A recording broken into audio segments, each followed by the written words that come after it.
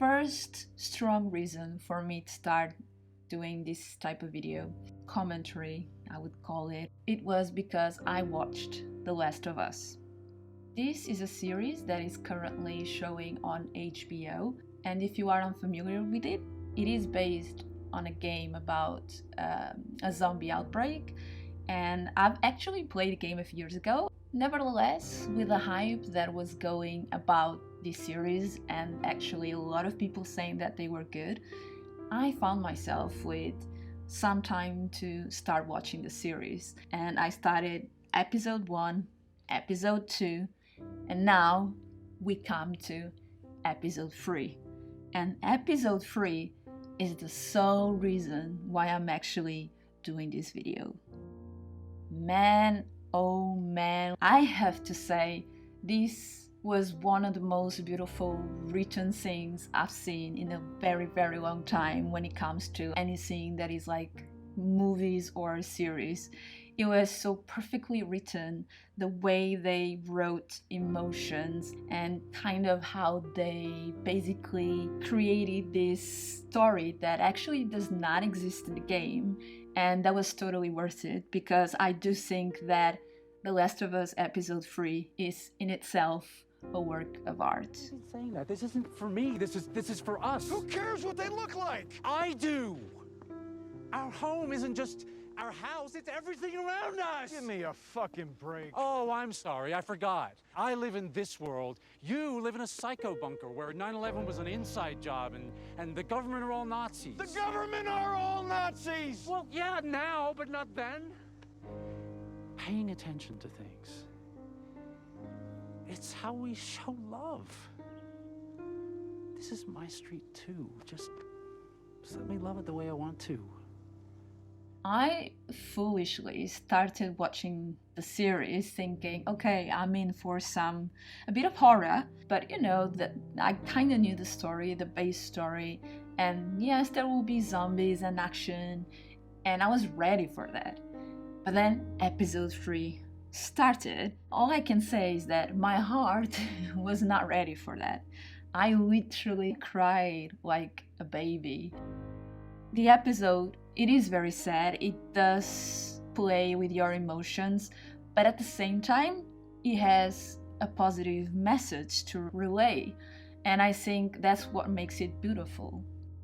So I'm not going to elaborate a lot on what the story of Last of Us is, but basically there is a new virus. So it's sort of like the fungus virus that kind of takes over a person as a host, and then eventually takes completely control over the person. And then you just kind of see the progression of the virus outbreak until quite a few years later, where it destroys civilization and such, and then people are just surviving in quarantine zones, and yes, there are like different groups going.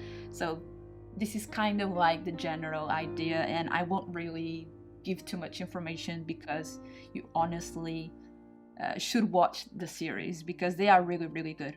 Also, what I noticed, I think it's incredible that the series, they kept exactly the same scenes as the game. This is such a rare thing to see. I don't know, like they're following the game perfectly, and I think that itself is incredible. However, and after me saying this, episode 3 is something completely new to the series that it doesn't really happen in the game. And I am so glad they did, because again, what I watched, like that episode itself, is just a pure form of art.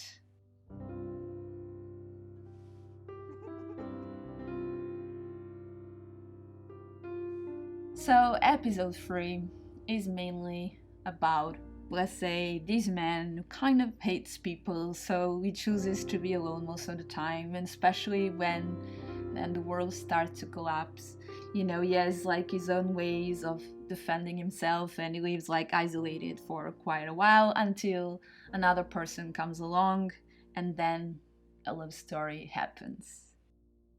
I thought that the way the whole episode was done was just perfect. They take you through this love story in stages, but the way they follow up in these stages, it feels so natural. You see like this occurrence of events along the years, and they all kind of fit perfectly, one after the other one, even though we're kind of like jumping like timeline. And again, I cannot say much apart from that it is really, really, really sad to watch. But at the same time, if you actually read between the lines or look after, the message that they want to tell you is actually quite a positive one. So you do feel sad, however, you should feel happy. I think this is when art is done very well. When you can mix something that evokes this amount of sadness, but also there is this conflicting other side that the message is actually a good one and is positive, but you have to look for that positive side of it. What makes that episode beautiful is how it portrays emotions, how it shows relationships through the years, with the good and the bad. And sometimes, you can live happily in the middle of the chaos. Especially, like, the message that I got from it the most is that sometimes, even if things end not well, maybe everything was worth it.